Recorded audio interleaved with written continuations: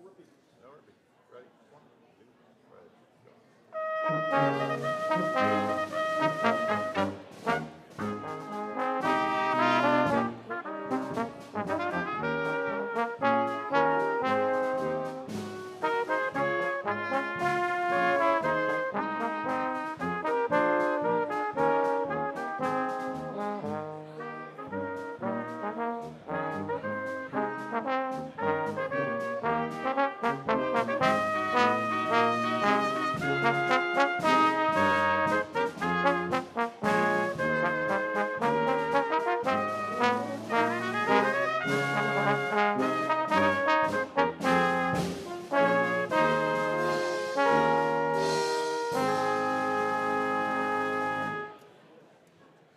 And it is now 11 o'clock.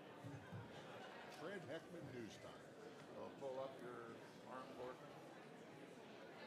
We will play God Bless America again then. No, we won't. We've got Liberty Bell ready at the end of the boat. Okay, Liberty Bell at the end of the boat. All right.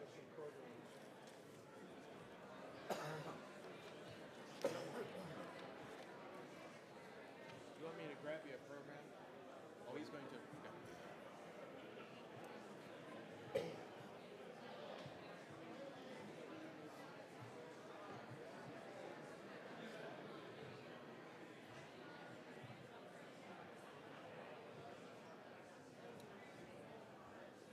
So how did Gil do?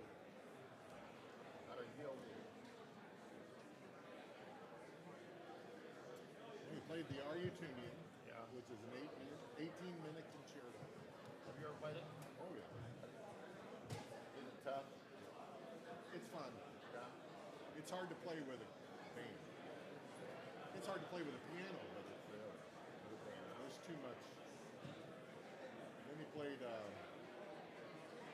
piece by James Curnow, which is a new piece called Concert Piece. Lyrical and technical, pretty short though. Yeah. And then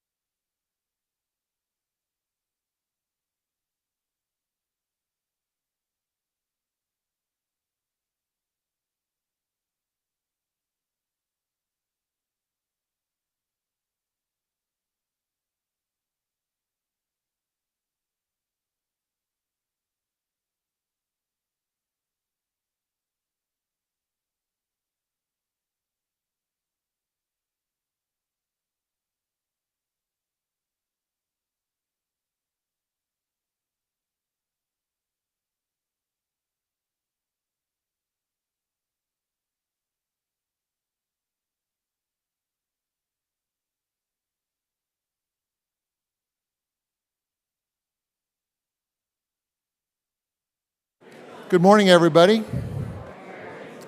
Welcome to the new City Hall auditorium. How about this, huh? Yes, indeed.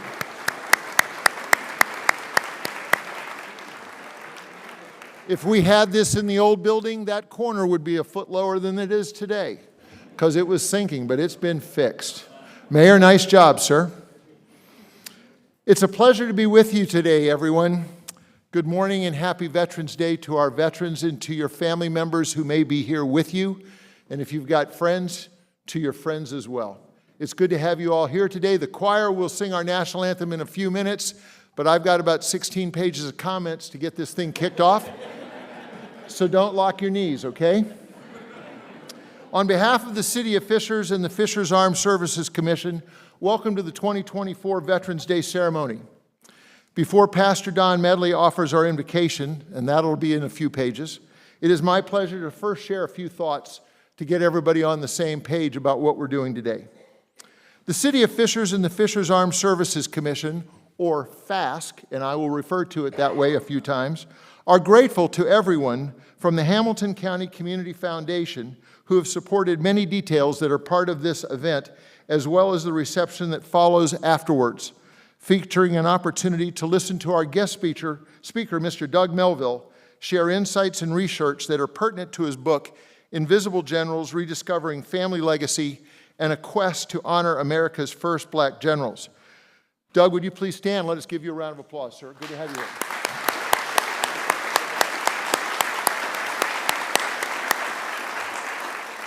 That is going to be a fascinating time together, and everyone's invited to stick around as your schedule allows you to do it. We'll probably be here for about maybe a half an hour, 45 minutes. He's got to get to the airport, and he's got to leave by probably 10 minutes of 1. But he'll be out of here before that. So stick around if you want to. We'll have a break to give everybody a chance to leave as you want, and then we'll sit down and resume our ceremony, which will be that Q&A time and presentation. I have written that it's going to be a great time after we have a Fishers-esque thank you offered to our veterans. That's what this ceremony is for, to welcome veterans and to say to you and your family members, thank you. Thanks as well to the agencies that have determined to provide displays that are set up in the hallways outside leading to this magnificent new auditorium. Truly, all of these helpful gestures of support and presence make this morning's ceremony unique, and they help to make our takeaways from the ceremony even more meaningful. There's a lot of history that we're honoring today, and I'll explain that.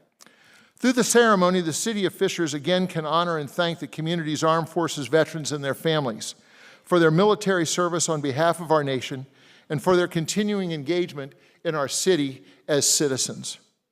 You may not know this, but I read this or heard it in another speech, and I borrowed it. In the past 13 American generations, now I don't know what constitutes a generation, but it's a number of years, 41 million Americans have served in America's armed services. And as we will note next May 26th, on Memorial Day, over here in the AMP, more than 1.1 million gave their lives for the cause of peace. That will be why we celebrate Memorial Day. Then and now, I encourage all of us to be mindful of and thankful for the blessings and life privileges that they and us have secured and for which all of us are stewards to protect. I ask the following question with great respect for those to whom it may pertain, and it may not pertain to anyone. But self-identification is completely the privilege of anyone who is a Gold Star family member and who is here today to remember a veteran from your family who has perished. Are there any Gold Star family members with us today? Well, if you are seated, we are glad you're here. And if you're not here, I want the city to know that we have outside in front of this building a Gold Star Family Memorial that is dedicated to them, that was dedicated on Memorial Day several years ago. It, along with every other state that has one, and there is one in every one, is a place of commemoration and remembrance where Gold Star family members can be honored and that the sacrifice of their family is not forgotten. Would all members of the active duty, or the reserve forces, or in the National Guard, please stand. These are our active duty service members, if you will. Would you please stand?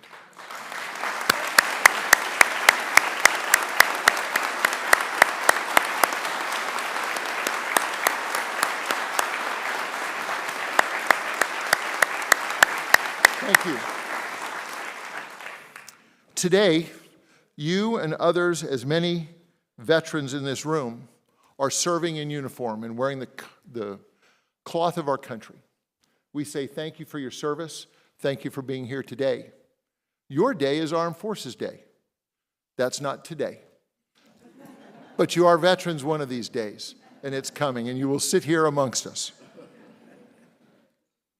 Responsible agencies within the state of Indiana believe that more than 325,000 veterans live in the state of Indiana, and that 13,300 of them live in Hamilton County.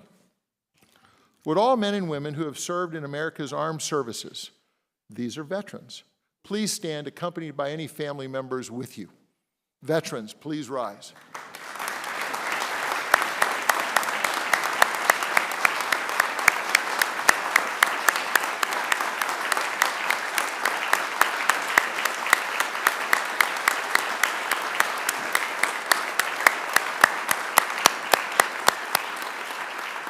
Thank you.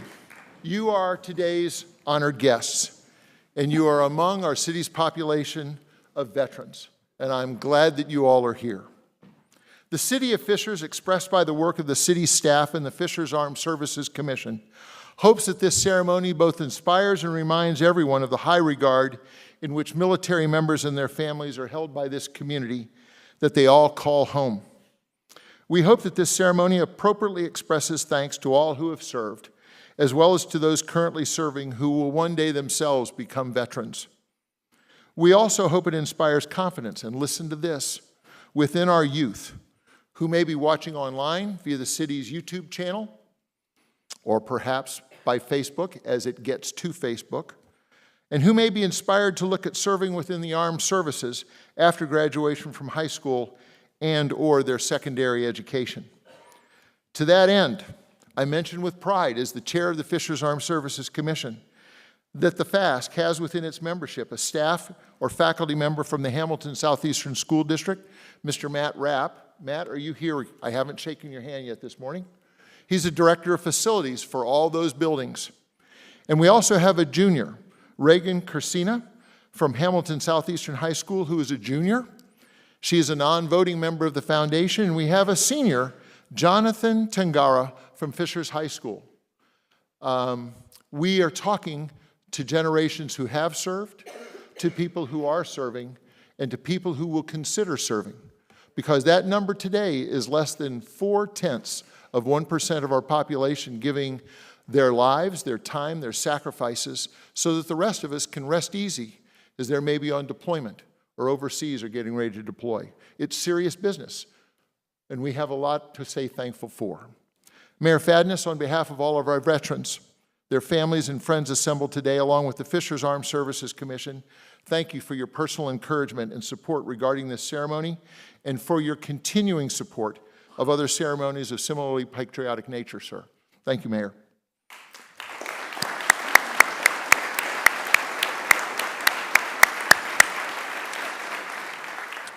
Would members of the City Council of the City of Fishers please stand? I'm going to say let's applaud first.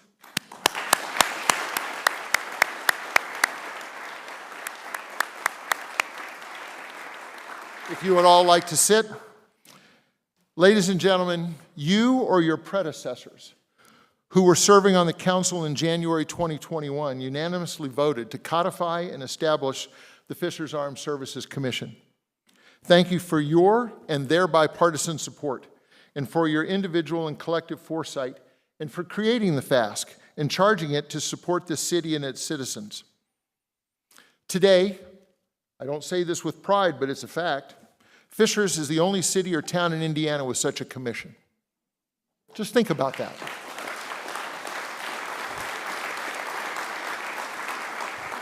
We stand ready to support other communities with their efforts to create commissions. and many on the north side, Westfield, Carmel, Noblesville, are talking to us about doing that. And I've said, we'll give you the documents, scratch out the name, and put yours in, whatever it takes. Let's honor the veterans who live where you live.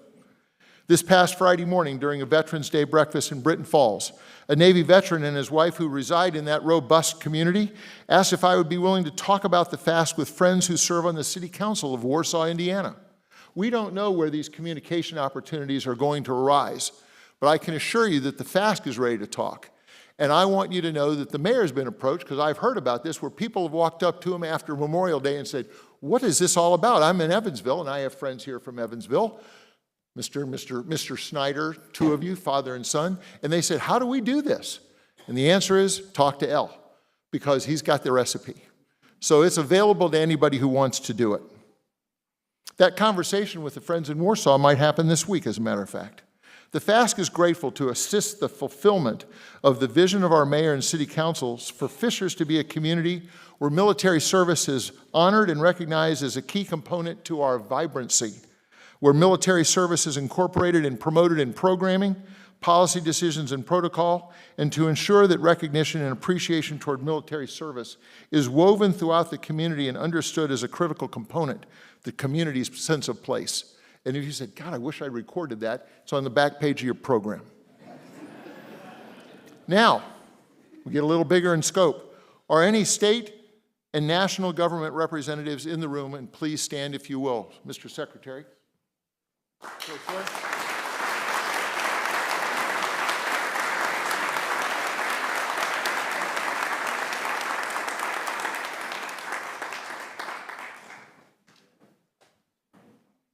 Secretary of State says he wouldn't miss it for all the tea in China.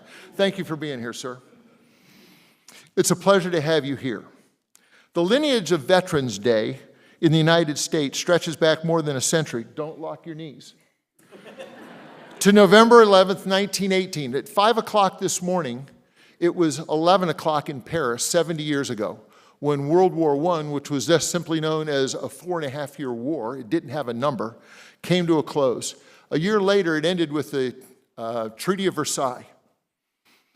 At 11 o'clock in the morning, on the 11th day of November, that conflict ended. From that date forward, November 11th would become known around the world, and it still is in many countries, as Armistice Day. Almost 4 decades later, on May 26, 1954, by an act of the U.S. Congress, after the Great War, which it would become known as World War I, which was followed by World War II, which was followed by Korea, November 11th was renamed Veterans Day to honor all of the nation's soldiers, airmen, and sailors who had served and who were alive. That history is what brings us to today. Almost, since it's 11 o'clock here, it's already happened in Paris, but 70 years ago today, the roots of this generation were laid in Paris, France. And that's why we celebrate today. So thank you for your attention as we get on to the same page regarding today's observance. Pastor Don, the floor is yours, sir. Would you please come deliver our invocation?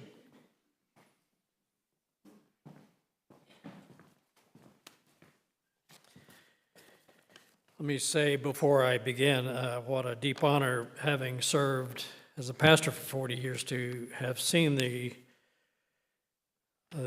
toils and the experiences of servicemen in my ministry. And it is a huge honor for me to offer a beginning prayer. So to you servicemen, veterans, seen what you've gone through, so thank you. Would you bow your heads, please? Good morning, Heavenly Father. It is an amazing, appropriate thing for us to begin this Veterans Day observance by recognizing your presence. The author of My Country 'Tis of Thee understood this significance and wrote the words that remind us that you are the author and sustainer of liberty.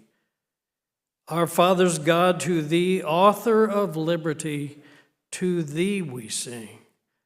Long may our land be bright with freedom's holy light. Protect us by thy might, great God, our King. We have often heard that freedom isn't free, and no one understands or comprehends that like you. Not only did you give your one and only Son for our freedom, but you gave mankind a deep hunger to experience true freedom. And you understand the call to service to defend that hunger for personal and political freedom. Today we take the time to remember, to honor, to dignify the men and women who have done the right thing, the brave thing. And that thing is the choice to serve this country, our country, and be willing to stand tall, stand in the gap for our freedom. Truly, freedom isn't free, and we are here in this place to say again, to recall again, that our veterans deserve honor, deserve to be remembered. Heavenly Father, I believe you bless moments like this when we practice your word and give honor to those who deserve honor. We ask that you empower our words and actions in this observance today to instill in the hearts and minds of our veterans that we are indeed a grateful nation. May they deeply experience our tribute, our choosing to single them out on this special day, their day, Veterans Day. And Heavenly Father, we intercede for the healing for veterans who have returned home but are suffering from the physical and the mental wounds of war. Our hearts go out to them for seeing things they cannot unsee, for living out their lives missing a limb, for wondering if someone understands, to return to family and friends when no one around them really understands the horrors of combat and the wrenching pain of coming home without a battle buddy. Forgive us for prejudging their anger, their distance, and their lonely journeys with our thoughts. Provoke us to do the right thing and care for these veterans who are homeless, veterans in long-term care, and even our local veterans displaced by the fire that happened in the senior veterans care facilities. These veterans, men and women, have paid a price for our freedom. And Father, help us recognize and repay our indebtedness to them. Finally, Father, there are active duty service members serving throughout the globe. And as the songwriter said, protect them by thy might. Let freedom ring. Let freedom ring. Amen. Let freedom ring. Thank you, Don.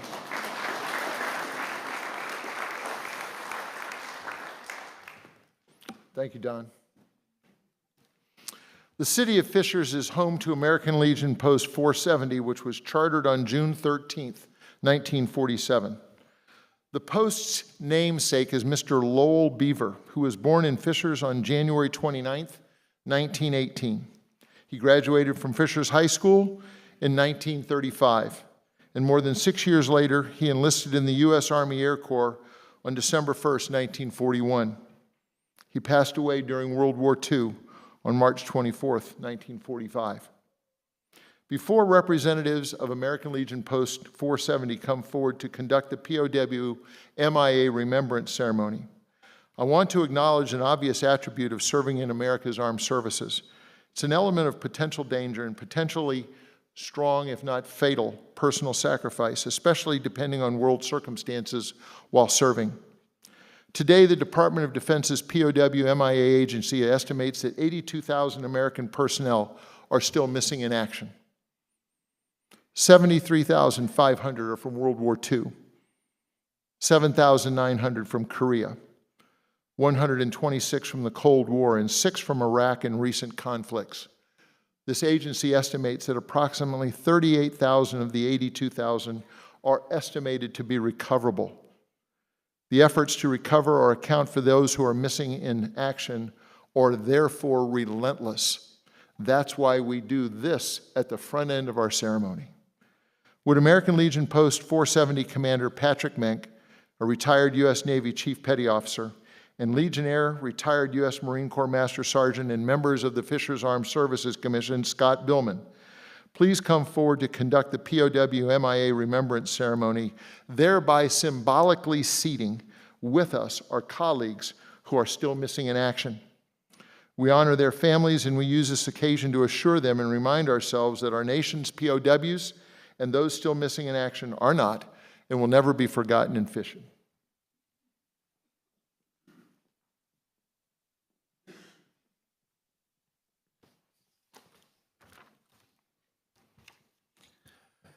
As you entered the ceremony today, you may have noticed a small table in a place of honor. It is set for one. This table is our way of symbolizing the fact that members of our profession of arms are missing from our midst. They are commonly called POWs or MIAs. We call them brothers and sisters. A white tablecloth symbolizes the pure intentions of the service members who responded to the country's call to arms. A single rose in a vase symbolizing the blood that service members have shed in sacrifice to ensure the freedom of the United States of America. This rose also represents the family and friends who kept the faith while waiting the return of the missing service members.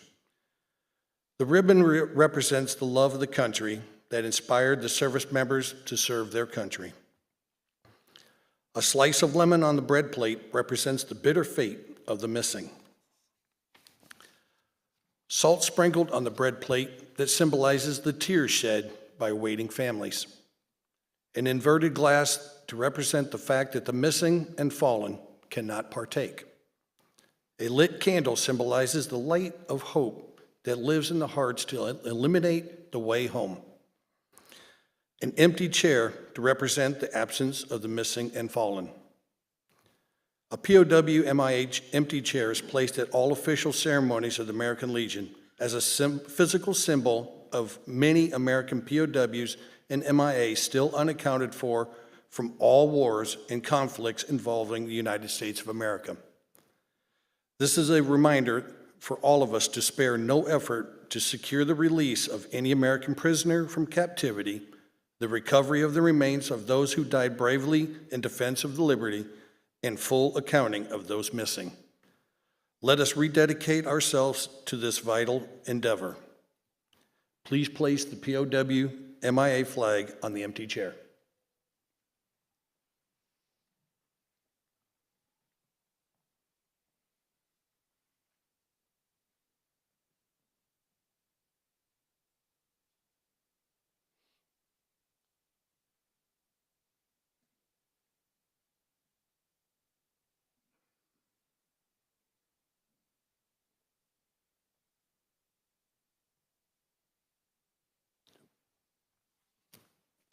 Thank you, Legionnaires.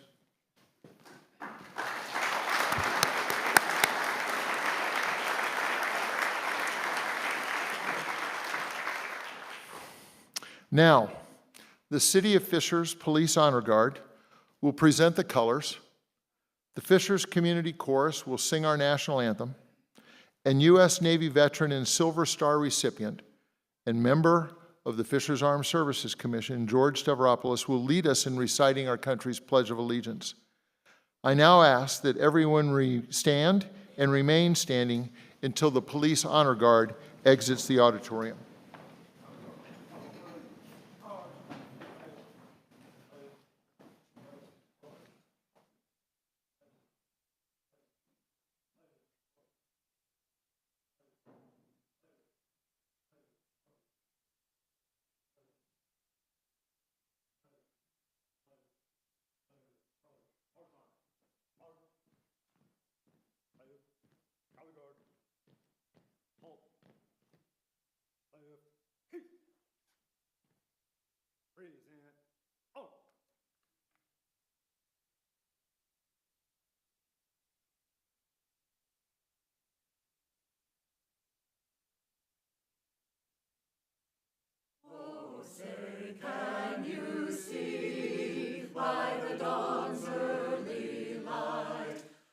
So proudly we hailed at the twilight's last gleaming, whose broad stripes and bright stars through the perilous fight, o'er the ramparts we watched were so gallantly streaming, and the rockets' red glare, the bombs bursting in air, gave proof through the night that our flag was still there.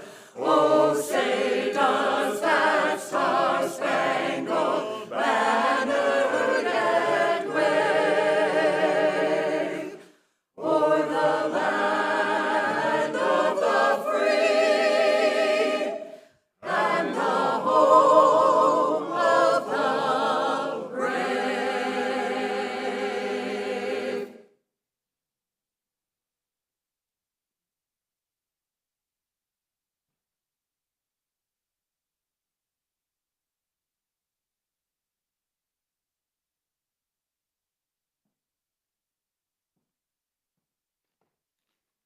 Join me in the Pledge of Allegiance.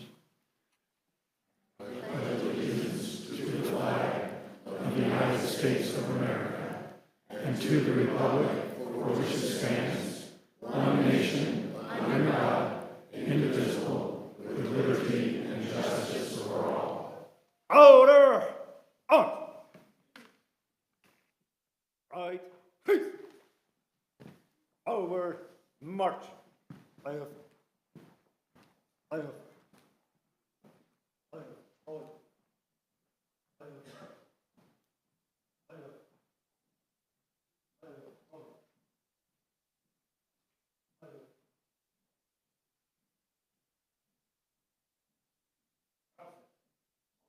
Please be seated.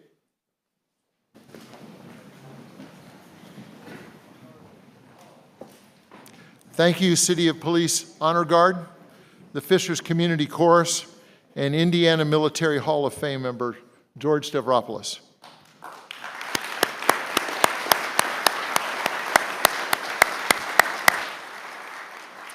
I'm now very happy to invite my friend, a retired Army veteran, the Vice Chair of the FASC and the representative to the FASC of the Fishers members of the One Zone Carmel Fishers Chamber of Commerce, Mr. Eddie Rivers, to come forward and introduce our guest speaker, Mr. Doug Melville. Eddie?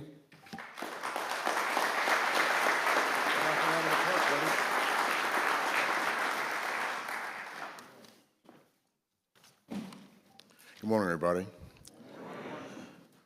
Glad to be here. Thank you, Mayor, for being my initial point to the Fishers Armed Services Commission. I'm part of the FASC and number 2 guy because he's number 1, okay? However, I've been blessed to also be part of the Hamilton County Community Foundation as well, which is a very important part of the city as well. They sponsor the books for our community. So there'll be a book for you all to have upon leaving here, autographed by Doug as well. So please enjoy.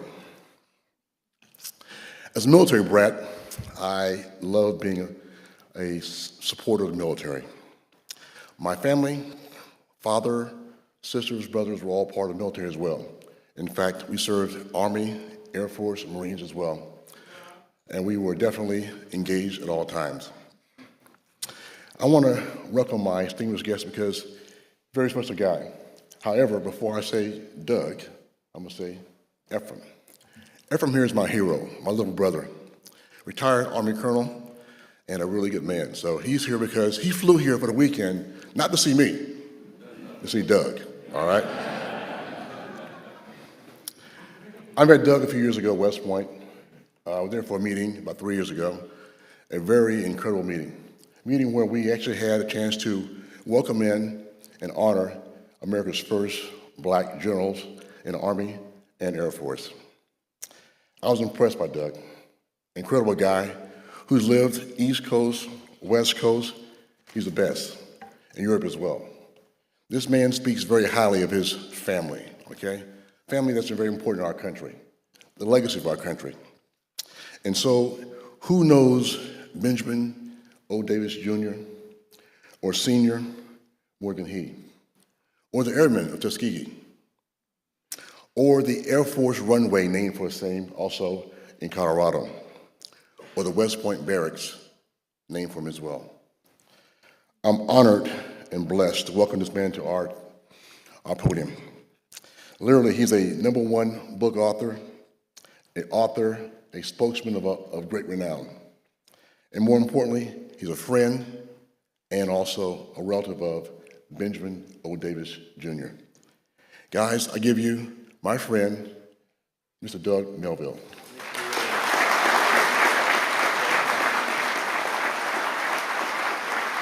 Thank you so much.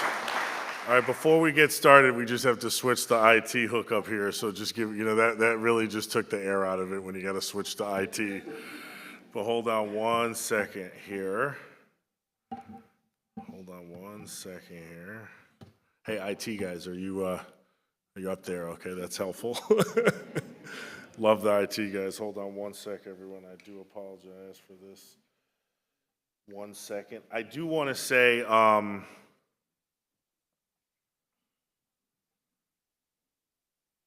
1 second. There we go. I do want to say, very importantly, first of all, thank you so much for inviting me here.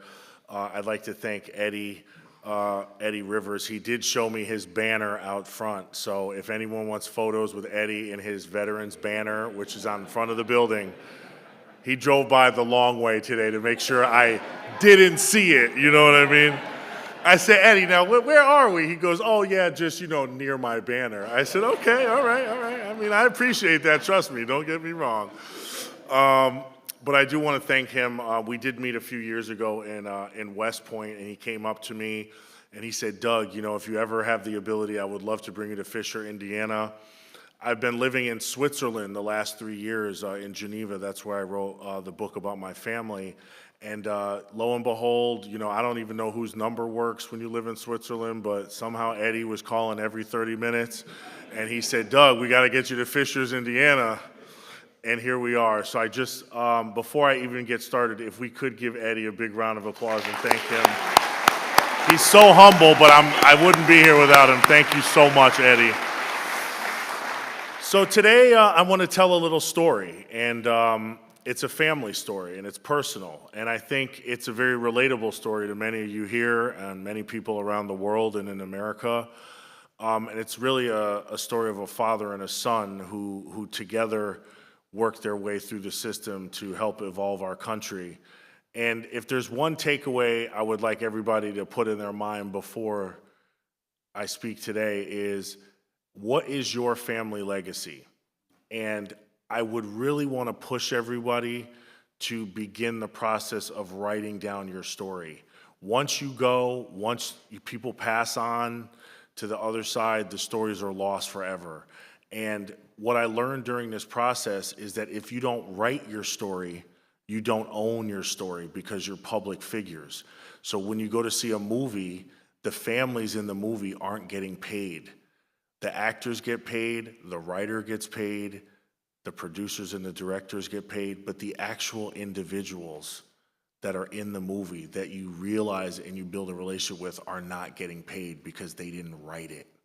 So I really want to encourage each of you here, if there's one thing to take away, the importance of you going home and talking to your family to learn your story. So today I'm going to talk about the Invisible Generals, which is the story of America's first 2 black generals who were a father and a son. And I want to start by asking this question. Has anyone in this room ever seen the movie Red Tails or heard of the movie? Okay, everybody else know cable? Okay, no, I'm just kidding. I just want to ask. I mean, people are cutting cords. But the reason I bring this up is because when this movie came out in 2012, I was invited to the screening. And I was invited because Terrence Howard, who is the main character and the star of the movie, was portraying Benjamin O. Davis Jr., who was the center and the patriarch of our family. So when I go to the movie and the lights come down and he shows up on screen, his name was changed.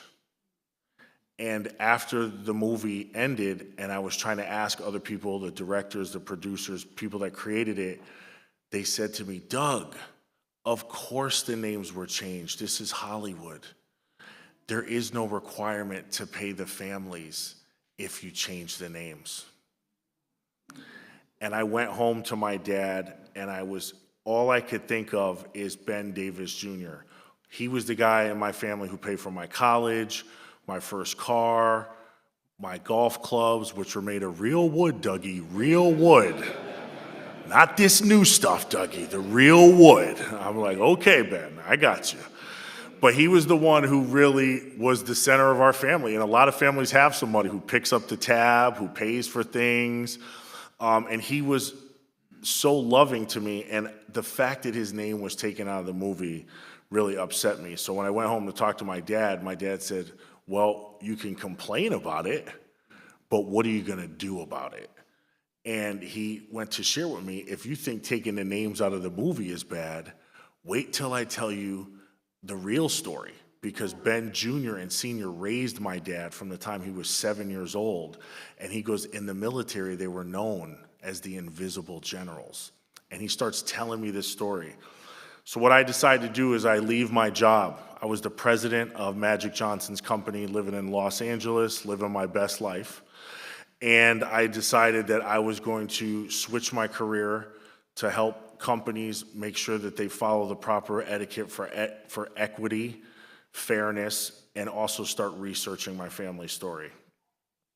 So to kind of go through the lineage, what I tried to figure out is, how did two men get to become America's first two black generals, a father and how did it happen? And it really led me back to this guy on the left, Lewis Davis. Lewis Davis was Ben Davis Jr.'s grandfather, and he was the babysitter for Ulysses S. Grant in the White House. And for General Logan, who Logan Airport in Boston or Circle and Square in Chicago is named after. And because his proximity to the president, they looked out for our family to make sure that no matter what came in their way, they would be protected. So he had his son, and his son Ben Sr. would join the Buffalo Soldiers, and then he had his son Ben Davis Jr., who would be the commander of the Tuskegee Airmen. His wife was unable to have children, so at 7, he adopts his oldest nephew, who is my dad, and raises him as a son to continue the legacy of the family. And what I found out was the incredible story of these two men, which I want to share today, and hopefully share with you. If this story was invisible for all these years, imagine all the incredible stories in this room that you have not written down or taken the time to really think about. At the start of World War II, there were 335,000 people in the United States military, and there was a total of 2 black officers, a father and a son, Ben Davis Sr. and Ben Davis Jr. They worked for 8 different presidents of the United States of America as the highest ranking black, yet the story had never been told. And it starts really in 1901. Ben Davis Sr. becomes an officer in the military, and he had passed all the tests like many other black individuals at the time, but he was able to get through because his family's relationship. And President McKinley, as a favor to the family, signs him to become an officer in 1901, when all the other blacks that were successful were not getting the signatures to get through. President McKinley, 6 weeks before he dies in office, says, "Dear Ben Sr., you weren't able to get into West Point because of your race, but what I did was promote you, just so I saved you 2 years of your life," was actually what he wrote him in the letter. He's like, "I saved you 2 years of school, I want to thank you." But that was how Ben became America's first, only black officer at that time in 1901. He would go on to have 3 children, but his wife died in childbirth. So now he's a single father with 3 children, 2 daughters and a son. Well, one day his son was depressed, so he brought him for a barnstorming plane ride and said, "Son, what can I do to make you happy?" He goes, "Daddy, I want to fly." So he takes 1 week's pay, which was $5, and pays for his son to go on an airplane. And his son comes down and goes, "Daddy, I want to be a pilot." Now, this is where, if it was my son, I would have said, let's get ice cream. You don't really want to be a pilot. But he said, I want to train you because the only way that you're going to be able to be a pilot with segregation is if you go through West Point, because even the United States could not turn down a successful West Point grad. So he sells the family house, moves to Illinois to get the one signature so his son could get in. And in 1932, Ben Davis Jr. enters West Point Military Academy. And he goes to West Point for 4 years because they did not know his race when he arrived. He was sitting in the commandant's office, and under the sign that said duty, honor, and country, he waited for his room assignment. And he was assigned a converted janitor's closet with no roommate at the end of the hall. He calls his dad and he says, Dad, and his dad says, son, I trained you for this. He had trained his son from the time he was a little boy how to be a general, what to eat, how to sit, how to take abuse, so he could one day become a pilot and live his dream. Ben doesn't realize that he's actually being silenced. He goes to a meeting accidentally and hears that everyone's in the sinks and they have a meeting. You are to treat Ben Davis as if he's invisible until he drops out. Ben Davis went to West Point for 4 years, 50 weeks a year, with not one human interaction. Never called on in class, never talked to you in the halls. They segregated the campus, the library, study halls, so he couldn't go in and study. And he does this for 50 weeks a year. Now, I don't even know how he did it. He ate every meal standing up because no one would allow him to sit when he went around to ask for permission. And when there's 1 month left before graduation, he gets pulled in the commandant's office and they say, Ben, you are in the top third of your class. If you were white, you would be able to pick your assignment. But we would actually like to make you a deal. Why don't you honorably discharge, and we will pay for you to start a law firm in Chicago? And he goes, I don't want to do that. I want to be a pilot. And they go, blacks can't fly. It's against the protocol. You're wasting your time. And he goes, I worked this hard. I want to graduate. And they said, no, honorably discharge. And he goes, no, I'm going to graduate. And as he leaves the commandant's office, he tells them that if they didn't intentionally fail him in CPR, ballroom dancing, and boxing, which were 3 classes that required a partner, but no one would talk to him, he would have actually graduated number 1 of the class of 1936.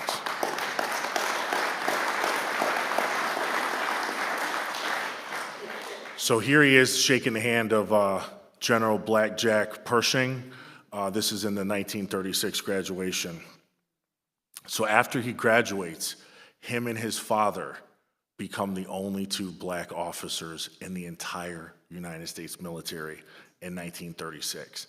But the military had a problem. Whites didn't have to salute blacks. Blacks couldn't command whites because it was 100% segregated. And I think when I was reading and researching this story, I didn't even realize this when you watch the movies and everything, that there was actually 2 different militaries at the same time. So what did they have these 2 men do? They had them get in a Jeep, father-son time, and they had them go to all the black colleges teaching Army War School. 4 years, every day, they would go to the colleges and tell the students, one day, the United States will need you. Keep your chin up, keep your head up, keep your confidence up. One day, the United States will need you. In 1940, FDR wants to win re-election. So he brings on Ben Davis Sr., the father, as the advisor to Negro policy. And he says, Ben, what can I do to win the black vote? And you know, funny enough, talking about all this election, up until 1940, 90% of every black American voted Republican. And this was a chance for the Democratic Party to begin the process of opening the door for more black voters. It was actually 1940. And he goes, you know how you can win the black vote? Prove the military is fair and equal and allow blacks all the jobs that whites have. And he says, where do we start? And he goes, pilots. And in 1941, Ben Davis Sr., because he said, who would then be the pilot? And he said, my son. And Ben Jr. goes down to Tuskegee, Alabama, and this is actually a picture from his first flight in 1941. And after he comes down, they say, we're gonna start a civilian program for black Americans if you can recruit them to Tuskegee, Alabama in the Deep South in the middle of the summer. And he had gone to colleges for 4 years teaching Army War School. So he made the call, and 15,000 men went to Tuskegee, Alabama, and that was the creation of the Tuskegee Airmen.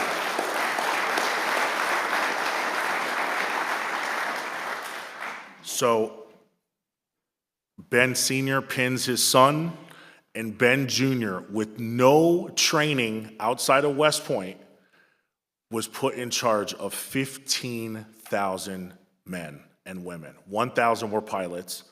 The other 14,000 were ground crew, because the military was going to build the Tuskegee Airmen 100% segregated. So if a man painted a plane and the plane had a white pilot, that man, nor that paint, nor that paintbrush could be used on anything that Ben had.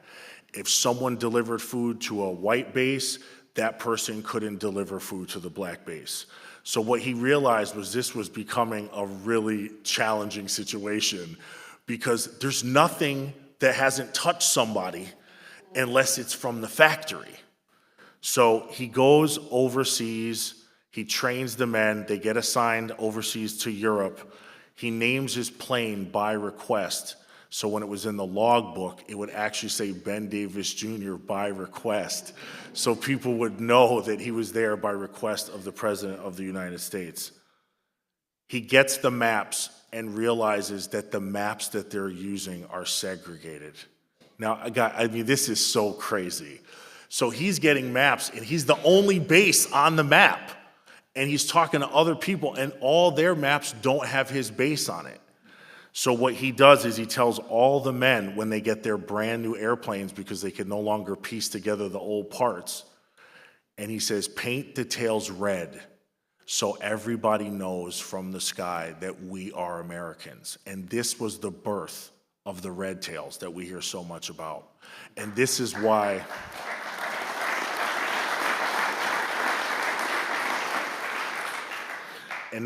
when we watch the movie and it's a different story, it's so hard to not tell the real story, because this real story is better than the movie, if you ask me.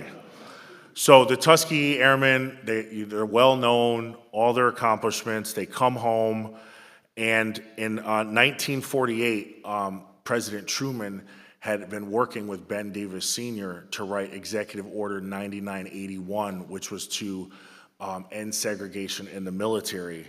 But unbeknownst to Ben Davis Sr., he was forced to retire by President Truman on July 14th, 1948. And every time I see his face in this photo, I go, man, he really did not want to leave.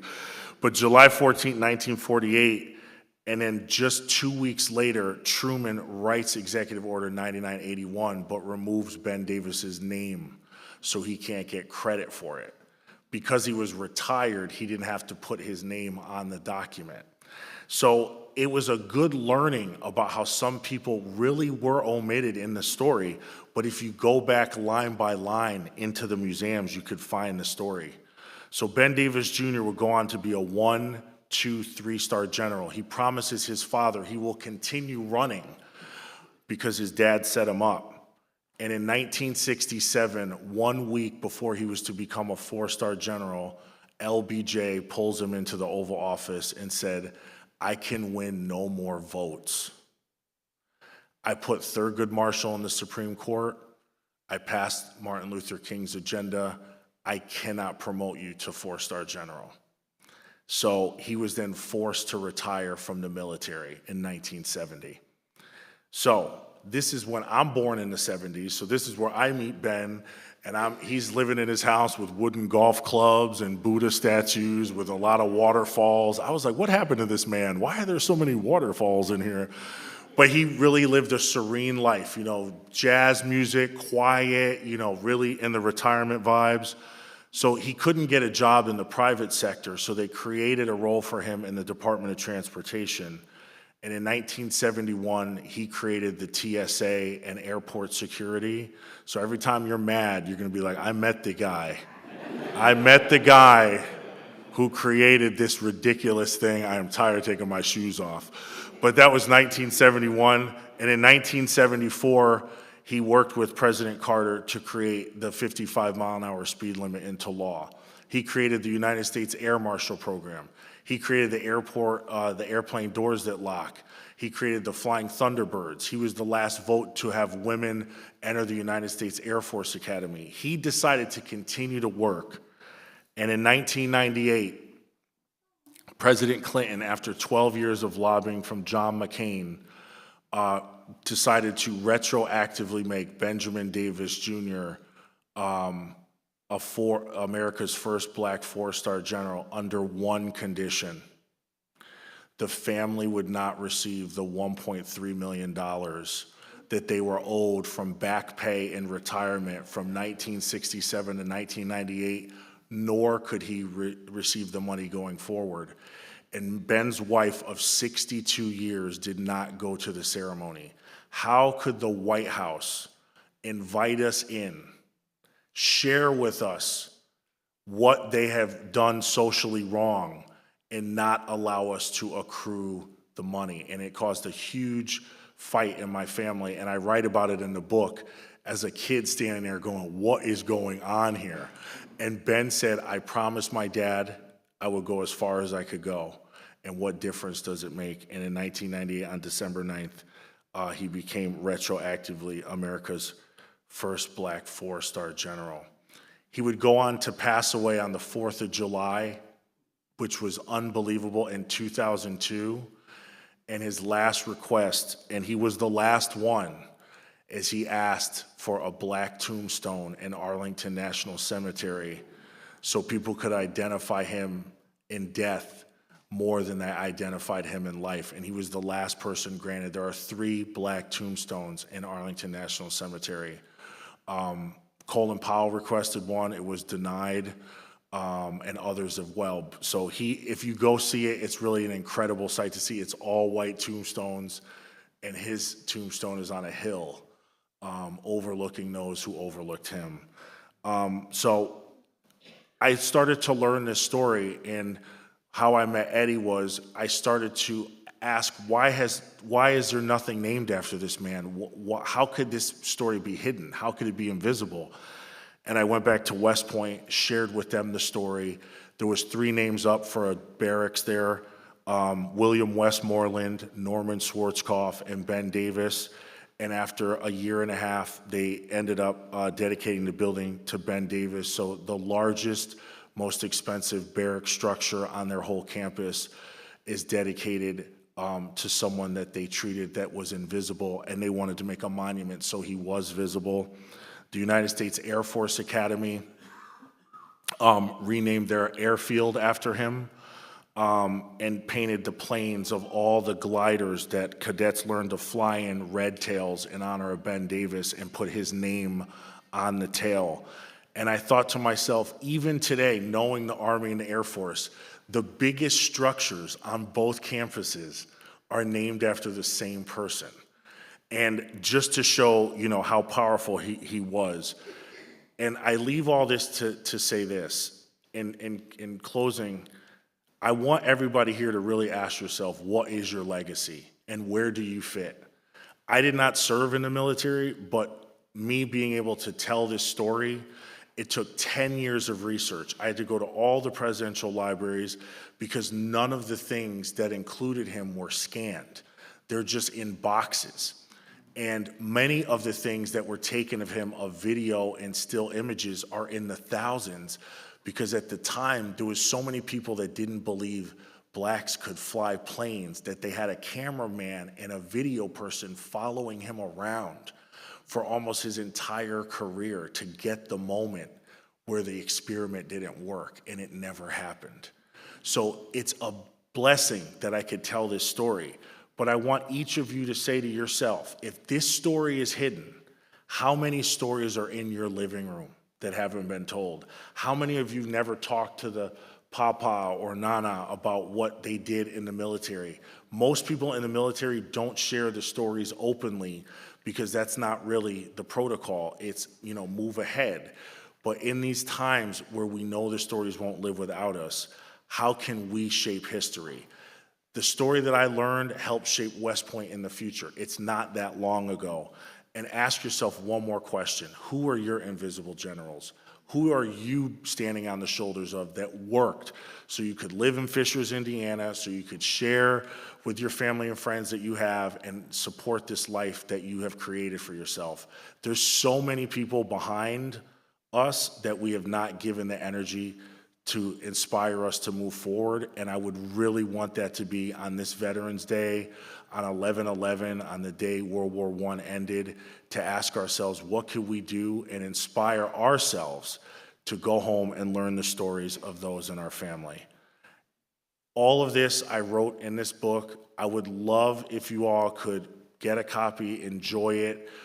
There are copies outside. It was 10 years of work, but just know that I was just a guy who was curious on why his family's name was removed from a movie. And just like that, you can also get your story in the world and hopefully inspire others. Thank you so much.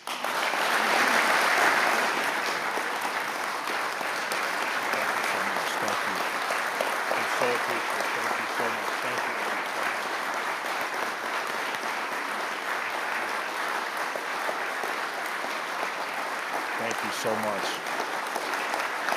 I appreciate it. Thank you.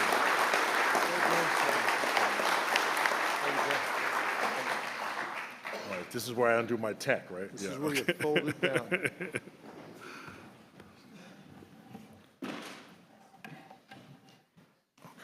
thanks so much. Thank you. Thank you, Doug. Thank you again.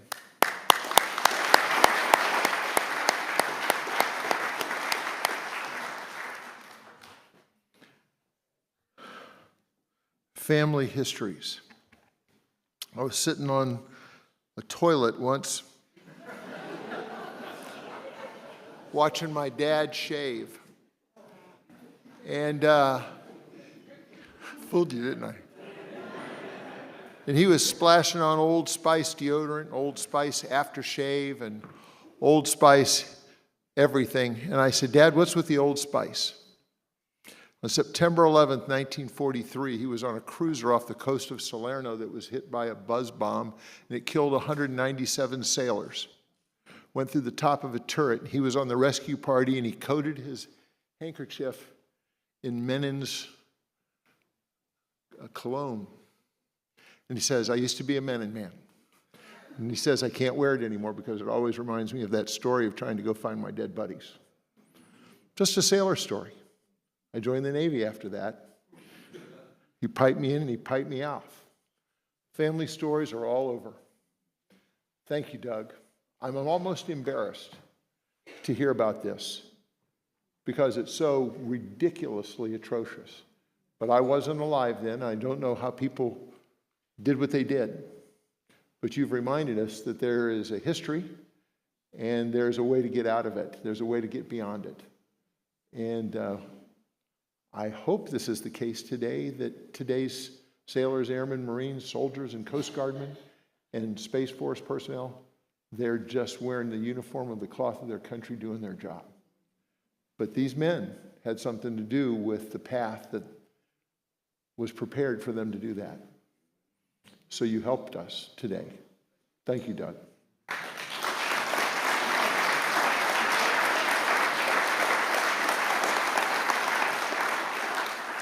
Doug, we've practiced this before.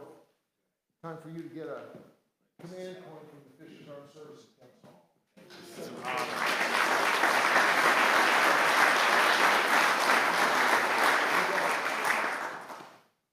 Thank you, Elliot, for making those happen, buddy. Okay, shifting gears a little bit lighter. We're now going to enjoy the playing of the Armed Forces Medley by our friends, the talented members of the White River Brass Troupe. The songs of the medley have been arranged by the White River Brass Troupe to appeal to our sense of hearing, and for the musical pace as they piece together, they are not played in order of service birthday. I'll announce the service's name as the song begins so that you can stand up with confidence and saying, "That's my song," and let us all clap and applaud and take turns recognizing each other as brothers in arms, okay? So here comes the Armed Services Medley, and the first service up is going to be the U.S. Army.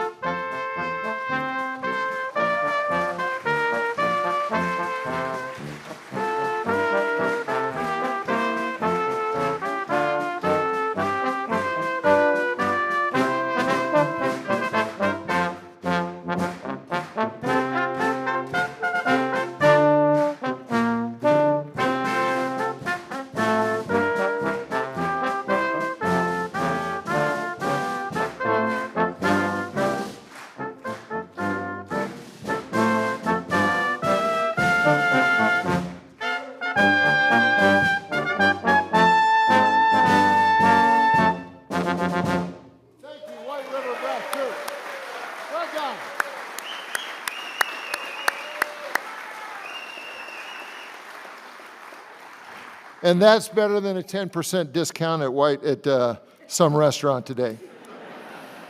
Mayor, the floor is yours, sir. It's a pleasure to introduce the mayor of the city of Fishers, Mayor Scott Fadness. Sir. Well, El, I have a request after many years of these veterans events. Can I please go before the guest speaker? Because it is getting harder and harder to follow the caliber of guest speakers. Gentlemen, thank you for sharing your story. And let me just say, I think this is okay for me to say this, El. El had quite a health scare this year in Open heart 2 months ago. Open heart surgery, and he's here today doing this. So hasn't lost a beat. And I tell you, this guy is an advocate for veterans. One day he called me up and he said, I met at Home Depot 3 guys that are Vietnam veterans, and we need to hand out a pin. So will you meet me down at Home Depot tomorrow? And sure enough, in the middle of the store, I think we were in the appliance department, they called over the speaker, and we handed out pins right there in the Home Depot appliance store. So let me just say real briefly that Speaker Todd Houston, a Fishers resident, he and I were having breakfast last Friday, and you would think that we'd be spending our time talking about policy, but we were actually talking about the thing that we're more passionate about, and that's being a dad. And we were talking about how important those moments are. Well, today is my oldest son's birthday, Lincoln. He turned 10 today. And yeah. And so I was reminiscing this morning as I was getting his birthday presents out about the day he was born. And you know what I recall in the hospital room? I don't recall ever worrying about his ability to pursue whatever version of his life he wanted to have. And I do not recall ever worrying about his ability to advocate and speak on behalf of whatever he will believe in throughout his life. And I never worried about his overall safety or economic well-being living in this country. And boy, what a luxury that is for a father to sit in that room and not have those concerns, and how very few places on earth have that. And it's because of all the men and women here today and who have served before us, who are standing watch today, and the future generations that I hope the Armed Services Commission can inspire to step forward. And so on behalf of the entire community, I am grateful to each and every one of you, and I'm so very, very proud of the progress we've made in celebrating our veterans and being a patriotic community. So thank you all very much. Tell your son happy birthday. I will. What's your son's name? Happy birthday to you. Happy birthday to you. Happy birthday, dear Lincoln. Happy birthday to you. Yes, sir. Now everybody else is going to be involved. You, Mayor, and Mr. Melville are going to come forward in just a moment and present pins to all veterans assembled in the auditorium today. This pin is a new one for veterans from the city of Fishers. It's engraved with 2024 on its face so that pin collectors will have that as a keepsake associated with this year's Veterans Day ceremony. Today, with the presentation of these pins to all veterans, we proudly continue a tradition that began last year on Veterans Day, and as we have occasions to do during the coming months, we'll hand out pins to veterans whenever we see them. But veterans, get ready, because it's time to shake hands with the speaker, with the mayor. Come on forward, starting this row, and let's just work our way back, and come on up here, and let's hand out some pins. Whoops, sorry, Mayor. I will hand you guys some pins. Let's just start. Right over there on the other side of the mayor. There you are, sir.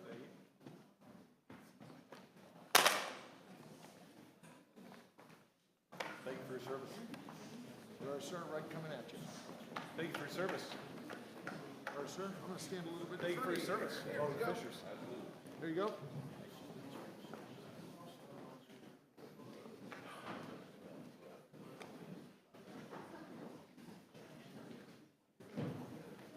Thank you for your service.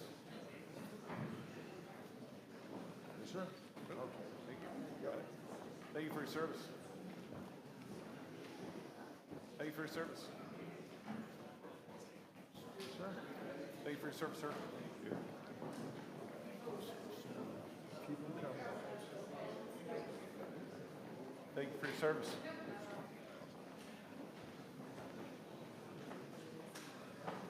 Well, There's Regina's husband. Thank you for your service.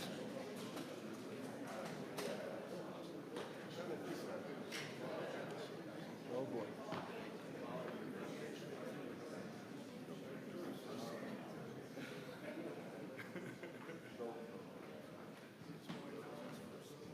Oh, that's awesome. Paul, you're looking good, sir.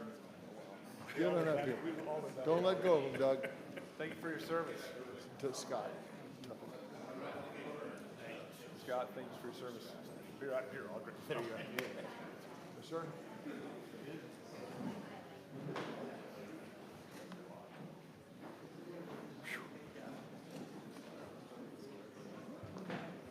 Thank you for your service, sir. Sure, sure. Thank you for your service. Good to see you. Why don't you come over here? Perfect. Get ready. This is a photo op. Oh, thank you for your service. Okay, the next one's a photo op. We're going to take a picture of that pin being presented. Oh, just okay? video, Thank you for your just service. video. Thank you. Sure, sir. Okay. Oh, thank you for your service. Thank you for your service.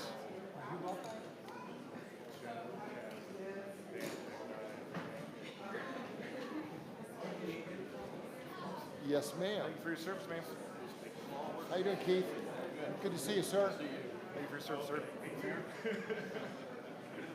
Jake, Oh, well. New Britain Falls resident. All right. Yeah. Jay Cox. Thank you for your service. Mayor, we also have one for my wife, who's father 100%. during World War II. Absolutely. Thank you for your service. Sir. Okay. Thank you for your service, sir. Good to see you again. Thank you for your service. Good to see you. Thank you for your service, sir.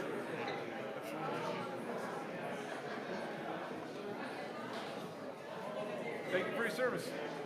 Hey, that's all right. They come in all sizes. Congratulations. Thank you for your service. Yeah, good to see you. Hello, sir. Hey, good to see you. Good to see you again. Thank you for your service, ma'am. Hi, Louise. Oop, there we go. Don. Good to see you, buddy. Thank you for your service, sir. Sir.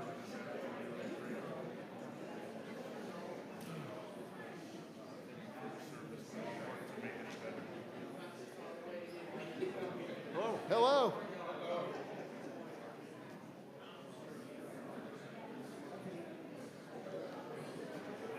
Thank you for your service. Absolutely. Jim, thank you for your service. 98 years old. World War II. Way to go, Jim. All right. In that order? Good, sir. Oh my goodness. Wow. 98 years old.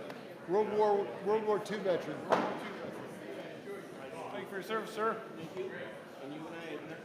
Yes, we have.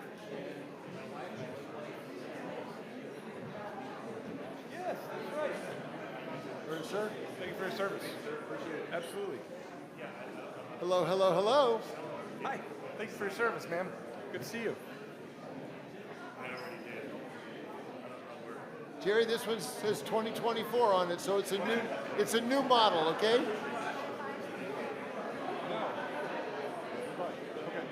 Thank you for your service. Good to see you, buddy. I like that shirt. Front row center, right up here on the aisle, sir. Looking good. Go Thank you for IU. your service. Go IU 10-0. Yeah.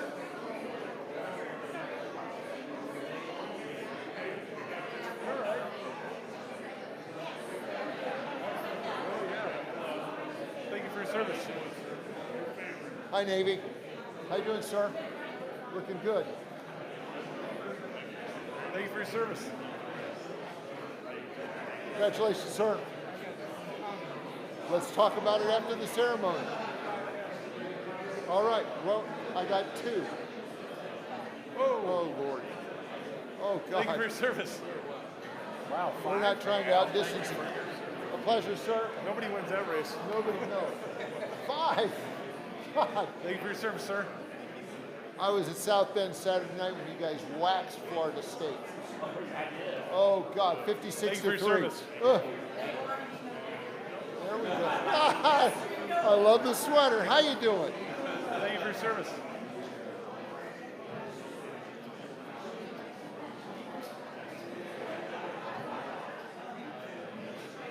Great energy. Great turnout today. Yes, sir. Thank you for your service.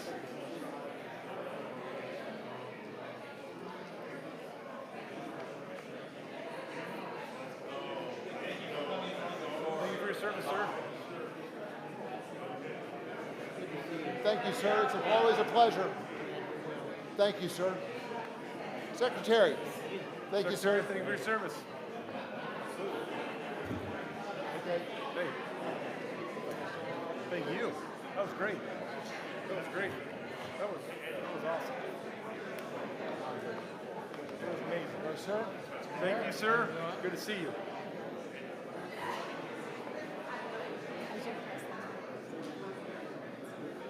Okay. Thank you for your service, sir. Do you know where they are? Okay. Mary, there's going to be a couple people when we're done that are not able to stand. So maybe Eugene knows where they are. Yep. We'll go say hello to them. Okay. This is Norm Snyder, a good buddy of mine from Evansville. Thank you for your service. Thanks for Vietnam coming War north. vet, Marine. Guy up there, all that out. Oh, oh God.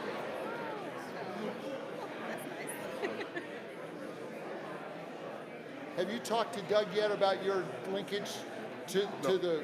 He will, yeah. Okay, you want to make sure you snag him at some point. Maybe not in this line because there's people behind you, but make sure you talk to him and let him know you got to burn that. Well, we will. We'll have plenty Good of to see you, opportunity. buddy. Jim Nickens. Thanks for your service.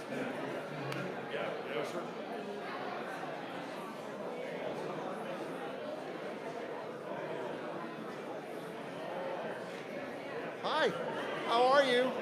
Thank you for your Good, service. thank you. Absolutely. Thank you very much. Right back at you. I hope so. Okay. No, that was Eddie. Yeah. Knocked it out Thank of you the for your park. service, sir. Good to see you again. Yes, sir. Thank Hi, you Rob. for your service, sir. Good to see you. Put on the breakfast out of Britain Falls on Friday. Excellent. Good Way crowd to up go, there. Rob. Yes, sir. Thank you for your service. Good to see you again. Good to see you again. Hey, buddy. How you doing? Good to see Great you. job as usual. Thank you, sir. You're very kind. God bless you. I'm so happy you're so good. Vertical, baby. You got it, man. One day at a time. Roger Thank you for your that. service. Absolutely. Nice to meet you, sir. Certainly do a great job honoring you. Thank you very much. You're very kind, sir. Appreciate it.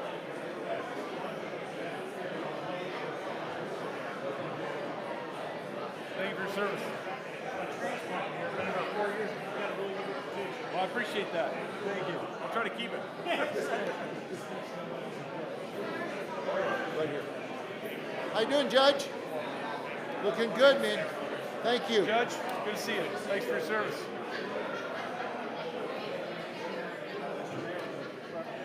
Thank you for your service. My goodness. A lot of that, Oh sir. my goodness. Hey, Good stuff. thank you for your service. Thank you. Fellow author. Yeah, there you go. I don't doubt it. Okay, you got Thank it, you sir. for your service. I didn't know. I'm well, sir. Thank you, sir. It's good to be vertical. Yeah. I'm just saying it. Do you have a valve problem? I had valve and 2 stents that were bypassed. Oh, yeah. Glad you're up. Hey, man, I'm back to an hour on the elliptical. How you doing, shipmate? Thank you for your service. Oh yeah, you know he keeps his own. You are, sir. Hey, Hi, Jim. what's retirement looking like? Thank you for your service. Yeah, someday. See you, buddy. Thank you for your service. Hi, John. Good to see you, buddy. Yes? You got something to talk about? Yeah. Okay. That was only 16 pages? Thank you for your service. See you on next Monday. Hi, Jim. Thank you, sir. Appreciate What's it. up, stranger? Thank you for your service. Chief, Pat, good to have you aboard, sir. Thanks for your help today. Thank you for your service. He's the commander of... Yep, absolutely. Yes, sir. Yes, sir. Thank you for your service. I do, sir. Yeah, absolutely. Hey, Brad, thanks for your service. Thanks for giving birth to this thing, buddy. You got it, man. Hi, Gordon. How you doing, bud? Nice. Thank you for your service. Good to see you, sir. Yes, sir. You're very kind. Thank you. Say hi to Star, okay? Thank you, sir. How do you do, sir? Thank you for your service. Absolutely. You go. Yeah, absolutely. I'll go up there. You to point the direction. We'll go up there. We're gonna go up there. Yep, we're gonna go up there. We're gonna go give it to him in person. Hey, good to see you. Thank you for your service. How do you, sir? Good morning. Good afternoon. Hi, Bob. How you doing, man? Thank you for your service, sir. You better believe it. Good stuff, man.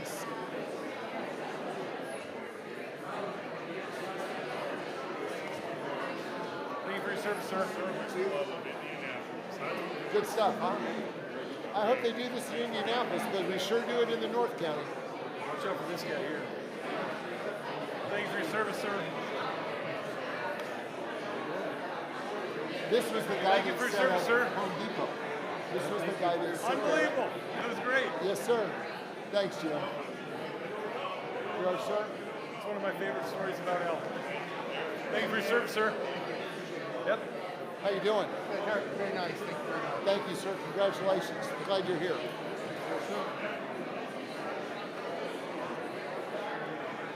Thank you for your service, sir. Much appreciated. You're looking good in the back of the room, Coast Guard.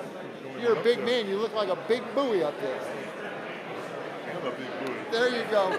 There you go.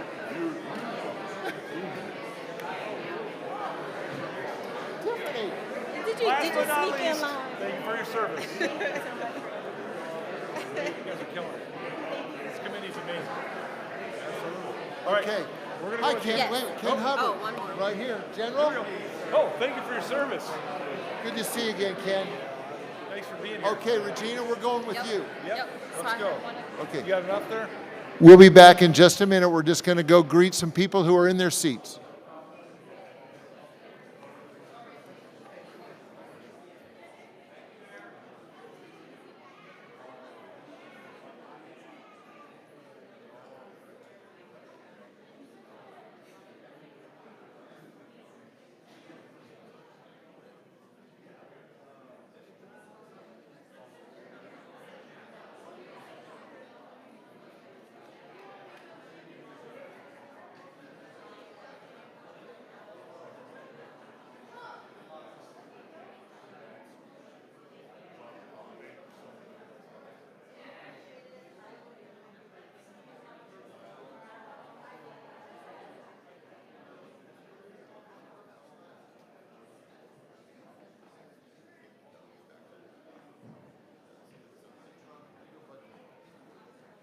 Are there any veterans who were unable to come forward to receive a pin? Okay, thank you. We're done with that.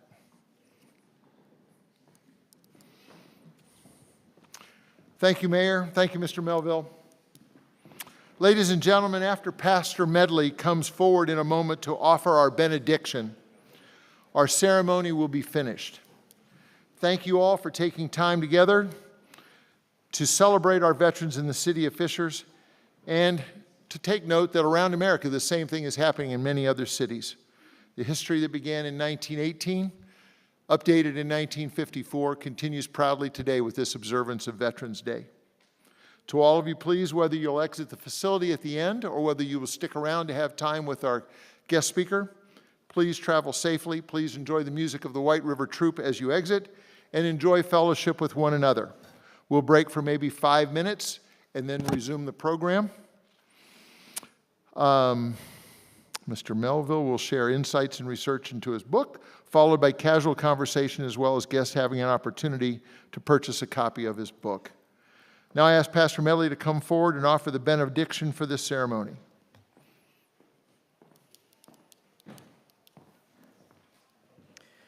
This will be very brief. I asked permission from Al to end this service a little differently. I'll tell you a story, quick story. I don't want to belabor the point, but as a learning to be a pastor, as an intern pastor, I was invited by the family of a distinguished military officer to do his funeral service. I'd never done that before, and it was obvious to the color guard, the honor guard that day, that I didn't have much experience, so the captain of the honor guard pulled me aside at the back of the hearse and said, "Sir, I would appreciate if you would follow my instructions. We will walk in half-step cadence. Would you please stay in cadence with us? I will point to where I want you to stand. We will do our ceremony, and when we are finished, I will nod to you to close in prayer." I was impressed by that. Great leadership. I stood there through a 21-gun salute, a cannon salute, but what moved me was the officer taking the shells as they fold the flag, stuffed the shells in the flag, and then knelt in front of that wife and said these words, "On behalf of a grateful nation." I've asked Gail permission to close this observance today with you receiving that while you're alive. I would ask you, veterans, I'm going to ask you in a moment to stand out of honor and respect for you. Then those of you around those persons, would you stand and place a hand on their shoulder? Veterans, would you allow them to do that? Lightly squeeze the shoulder. And then in unison, I want you to say with me, "On behalf of a grateful nation," and squeeze the shoulder. So that these men and women leave today hearing from us, the nation, on behalf of us, a grateful nation. So help you God. Would you veterans, would you join me please in standing?